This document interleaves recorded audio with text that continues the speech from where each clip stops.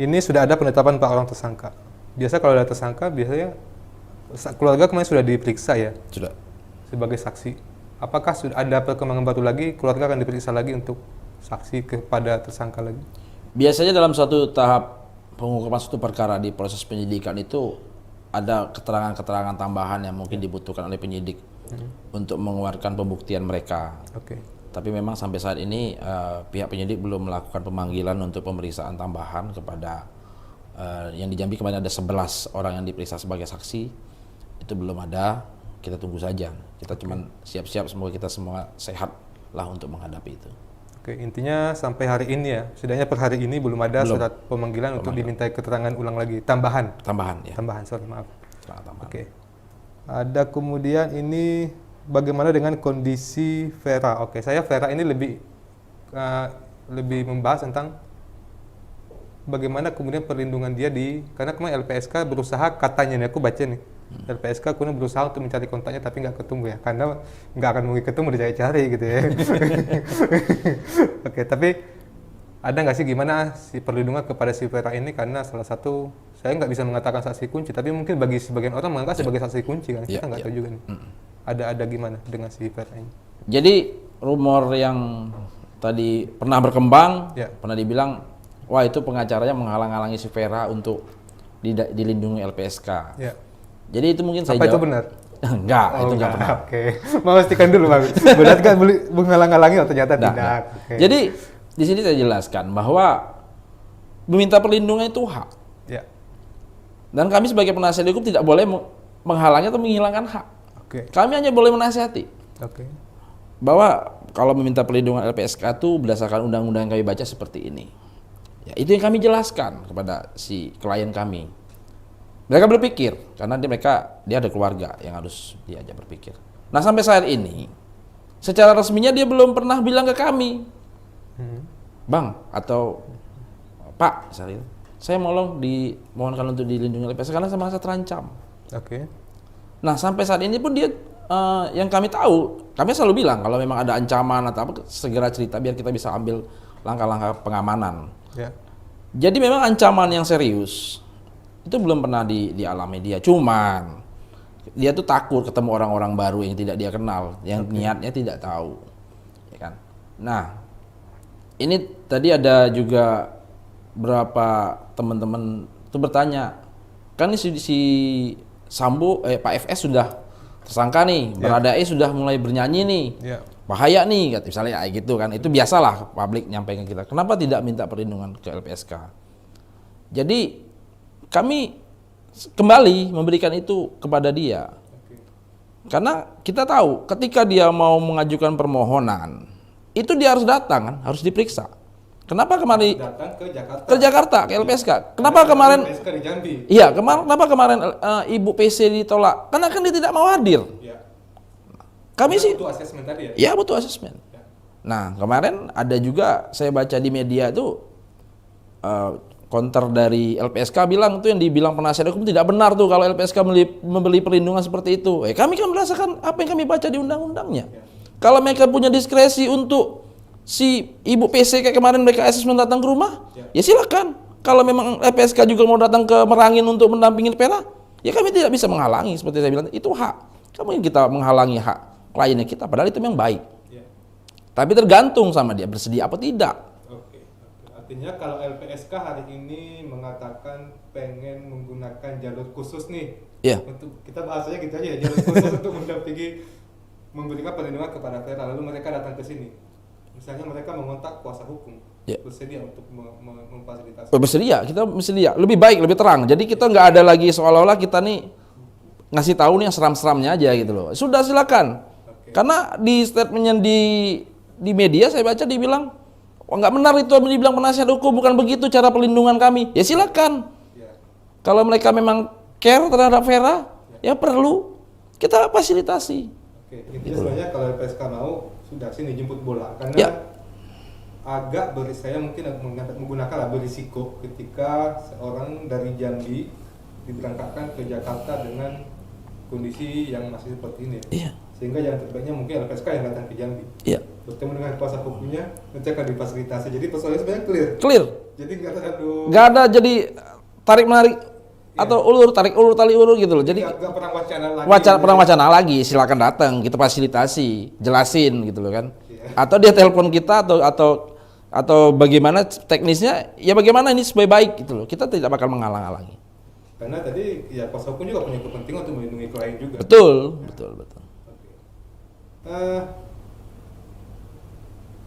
Yang menariknya juga adalah kita harus, semua catatan mengatakan bahwa Ferdy Sambo adalah orang dekatnya Kapolri.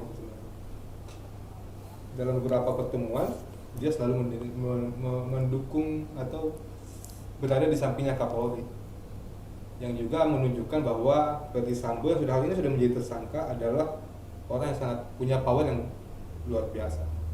Apa tantangan ke depan yang dilihat oleh kuasa hukum dengan kondisi tersangka yang ternyata punya power yang luar biasa?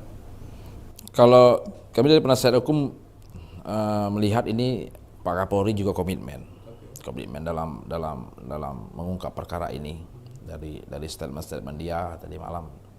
Jadi kalau masalah kekuatan atau power itu kan ya kita hadapilah bagaimana nanti ke depannya, apapun kendala-kendalanya nanti itu sudah menjadi risiko untuk mengungkap perkara ini, karena kita tidak tahu kan ke depan ini apa yang akan terjadi ya kan. Tapi kita tetap ya berusaha semaksimal mungkin membantu mensupport penyidik dalam pengungkapan perkara ini. Itu yang mungkin bisa kita sampaikan, karena ya sampai saat ini puji Tuhan keluarga Vera dan saksi-saksi yang lain masih dalam keadaan cukup sehat. Kemungkinan tidak ada ancaman atau intervensi dan segala macam. Ya, semoga itu tetap dalam lindungan Tuhan kita sampai menyelesaikan pengungkapan ini. Ini ada pertanyaan. Aku coba menanggapi pertanyaan yang masuk ini. Beberapa aja nanti kita ambil. Bang, apa benar Vera sudah tidak bekerja lagi? Gimana itu? Ya memang Vera karena dia karena jarak tempuh dari rumah ke tempat kerja itu kan ada jarak lah yang mungkin butuh kendaraan yang mungkin dia takut ya. Jadi memang dia sekarang berhenti di sini. Dia izin lah sama pihak pimpinan dia ya. Ya kalau nanti konsekuensinya diberhentikan itu secara administratif lah. Tapi kan kita berharap pihak atasan itu mengerti keadaan dia saat ini, daripada itu memang mengancam keselamatan dia. Lebih baik ya dia di rumah dulu istirahat, atau dia di tempat keluarganya yang lain lebih aman ya. Itu teknisnya dia lah, kita juga mendukung lah itu. Iya. Yang dia rasa aman, tapi tadi supaya jangan sampai, karena apalagi kalau dari luar Jambi nih bicaranya, karena mungkin perspektifnya berbeda ya. Ya tempat Vera bekerja itu dulu yang di puskesmas itu, itu daerah yang cukup sulit dijangkau. Jadi bukan daerah yang sudah bukan jalan tol ya. Ya bukan jalan tol, jadi sepi gitu. Sepi di jalan sepi, jadi jangan disamakan di tempat saya gini, ya, jangan gitu. Kayak di kota besar gitu kan. Ya sama misalnya kayak Sungai Bahar, Jambi, jaraknya dekat hanya 50 atau 60 kilo. Jangan disamakan dengan itu kondisi di sana. Di kota-kota sedang gitu ya. Itu adalah juga cukup jauh dan juga cukup banyak gitu. Salah-salah banyak kebun-kebun kosong di situ. Kemungkinan untuk ada gangguan atau bahaya itu kan lebih tinggi di tempat-tempat seperti itu. Potensi tinggi. Oke, lalu banyak dukungan-dukungan yang masuk bereskan, jangan terjadi lagi Indonesia. Oke. Autopsi pertama itu gimana? Apa kabar rumah sakit, dokter yang ikut autopsi pertama? Jadi sebenarnya udah ada penjelasan ya, belum sampai ke sana arah penyidikan yang diketahui oleh kuasa hukum. Ya, jadi sampai saat ini baru Komnas HAM setelah kami periksa. Dari komisi etik atau dari kepolisian belum mengarah ke sana. Itu kita berdasarkan dari pemaparan Kapolri yang tadi malam kan, bahwa yang 21 orang itu dari Divpropam, ada berapa lagi itu sekalian, yang paling banyak kan dari Divpropam Mabes Polri kan, 21 orang, berarti itu ganti semua berarti orang yang bedul desa namanya kan. beresin gitu kan. Nah itu. Tukang tempat kali. Nah, tapi itu menjadi concern kami nanti yang sudah beberapa kali kami sampaikan kepada kawan-kawan media. Ya. Kok dokter yang memeriksa itu belum diperiksa secara etik? Apa tujuan dia? Apa motif dia untuk melakukan itu? Gitu. Karena dia berani mengeluarkan surat yang memang tanda tangan dari dokternya dan itu tidak sesuai dengan fakta. Gitu. Ya kita sama-sama mengawal lah. Gitu. Karena itu tadi bahwa kasus ini sampai hari ini yang menjadi tersangka Pak orang itu sebenarnya belum jadi akhir dari semuanya. Belum. Secara tersangka aja kalau penjelasan Kapolri tadi malam adalah ada kemungkinan tambahan tersangka lagi. Betul. Walau sudah ada jenderal bintang 2 di dalamnya menjadi tersangka. Dan penetapan tersangka itu baru awal dari sebuah proses sebenarnya ya, penangkapan, penahanan. Ya. Itu baru awal ini, baru awal. Karena setelah ini prosesnya ada namanya pelimpahan ke kejaksaan dong ya. Ya, jadi kan nah, kemarin tuh kan supaya orang juga agak sedikit tuh saya kan sedikit belajar hukum lah ya, baru sedikit belajar hukum, belum banyak gitu. Tapi pra rekonstruksi kemarin tuh menjadi hal yang bergelitik bagi saya. Mungkin bagi teman-teman praktisi hukumnya gitu. Pra rekonstruksi itu apa sih maksudnya gitu? Ya kan itu rekonstruksi biasa dalam hukum acara pidana. Nah, itu pun ketika itu harus ada tersangka dan saksi. Jadi rekonstruksi yang melakukan nih, bagaimana kau nembak, bagaimana posisi korban, ya kan? Senjatanya siapa? Kan harus dipaparin dulu, ada ininya. Tapi ini penyelidikan belum. Pada saat itu si Barada juga baru diperiksa, ya kan? Si FS belum diperiksa, PC belum diperiksa, prarekonstruksi. Itu dari mana alibi skenarionya gitu loh. Ya kan? Aneh kan? Artinya itu tidak ada sebenarnya dalam aturan itu. Iya, prarekonstruksi. Ada rekonstruksi. Setelah alat bukti terang, tersangka terang, saksi terang, ayo kita rekonstruksi. Kan biasa kita lihat rekonstruksi pembunuhan gitu kan? Iya, benar. Nah, ada nggak prarekonstruksi dia? 12 tahun jadi wartawan selalu lihatnya ada tersangkanya selalu. Ada tersangkanya, jadi dia tahu nih. Ya. Ini aku di sini. Terus temanmu ini di mana? Di mana? Di sana. Iya, itu. Kamu bawa apa di sini? Ini. Iya. Nah, kan ada itu ya. Yang saya alami ya seperti itu kalau liputannya kasus kriminal ya seperti itu ya, harus ada jelas. Tapi mungkin kalau misalnya ada timbul fakta baru nih. Ya. Berarti yang kemarin kurang nih rekonstruksinya. Kita lanjutin, tapi kalau prarekonstruksi agak menggelitik lah, bagaimana dari mana gitu loh, skenario dari mana gitu kan? Iya. Nah itu loh.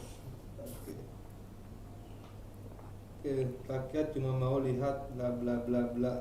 Oh, ini tergantung ya. Agak susah saya kalau membacakannya. Saya nggak berani membacakan yang melanggar komunitas ya, melanggar komunitas. Oke. Aku pikir sih itu ya, perkembangan terbaru tadi yang abang sampaikan adalah bahwa pemeriksaan akan terus berlanjut. Dan aku ada satu hal lagi sebenarnya yang aku minta tanggapan dari abang. Yang kemudian mungkin apakah juga sudah diketahui oleh kuasa hukum kemudian tentang sebuah skenario ya. Jadi aku bacakan ini dari berita yang ditulis oleh CNN. Fahmi menceritakan Sambo mengetahui kematian Brigadir J terendus media lokal Jambi pada Minggu 10 Juli. Hari itu dia pun sudah menyarankan kepada Ferdi Sambo untuk menggelar konferensi pers sesegera mungkin selambat-lambatnya pada Senin sore. Oke. Sebenarnya ini menunjukkan apa sebenarnya ini? Ini menunjukkan ya tadi skenario tadi. Artinya kalau ini tidak terungkap, tidak dipublish, sebenarnya ini akan tutup. Ya kalau bisa ditenangkan mereka ini ya bakal tutup. Itu skenario itu. Semacam test case gitu ya. Iya. Kalau diam nanti semua bisa didiamin. Diam. Tenang semua. Ini kan karena gejolaknya kuat kan. Jadi ya mau tidak mau konferensi pers itu dari saran dari si Fahmi. Itu mungkin tadi staf ini ya. Staf ahlinya Pak Kapolri ya, bagian komunikasi kan. Ya. Nah mungkin tadi ada ya itu wacana di seliweran di media ya. Dia yang ikut dalam skenario katanya, kita nggak tahu ya. Ikut dalam skenario, mengatur skenario, tapi nantilah penyidikan lah yang membuktikan itu dari hasil mungkin komunikasi. Ya. Jadi kan dari berapa 15 15 alat komunikasi itu buka aja kan, apa sih yang jadi komunikasi para petinggi-petinggi kan? Iya, apa yang mereka bahas? Apa mereka bahas kan? Nah, itu. Sehingga terungkap yang tadi itu abang bilang itu terstruktur, kemudian sistematis. Itu Ya. tadi. Ya. Oke, tapi aku kalau dari kita sih menganggapnya bahwa ini adalah apa ya? Ada upaya untuk membuatnya sebenarnya selamanya akan menjadi gelap dengan hanya kemudian salahnya adalah ini Jambi. Kalau ada istilah Jambi itu sungai kayak sungai Batanghari, airnya kelihatan tenang. Tapi ternyata derasnya minta ampun. Gejolaknya di mana? Gejolaknya Derasnya di ya. mana-mana. Iya. Oke, Bang Ramos, ini kita sudah di bagian akhir. Bang Ramos mungkin ada mau disampaikan sebagai closing statement kepada semua pihak yang pengen disampaikan sesuatu. Jadi yang ingin kami sampaikan dari penasihat hukum, ya ini kembali lagi saya tekankan bahwa ini ada kejahatan kemanusiaan yang terstruktur dan sistematis. Kita masyarakat sama-sama mengawal proses ini sampai terungkap. Siapa yang berbuat itu harus bertanggung jawab atas perbuatannya, diberikan sanksi supaya itu memberikan rasa keadilan kepada keluarga dan korban. Dan jangan sampai hal ini terjadi juga kepada masyarakat kita yang lain, suku-suku bangsa kita yang lain yang beragam ini. Dan kita sama-sama mengawal pelaksanaan kewenangan dari penegak hukum di Indonesia ini, ya kan? Ini mungkin salah satu cuman yang bisa kita lihat terungkap. Mungkin yang lalu-lalu tidak bisa seperti ini, yang akhirnya tidak memenuhi rasa keadilan. Nah, kita sama-sama mengawal terhadap penegakan hukum di Indonesia supaya kita aman dan sejahtera di Indonesia, di negara kita tercinta ini.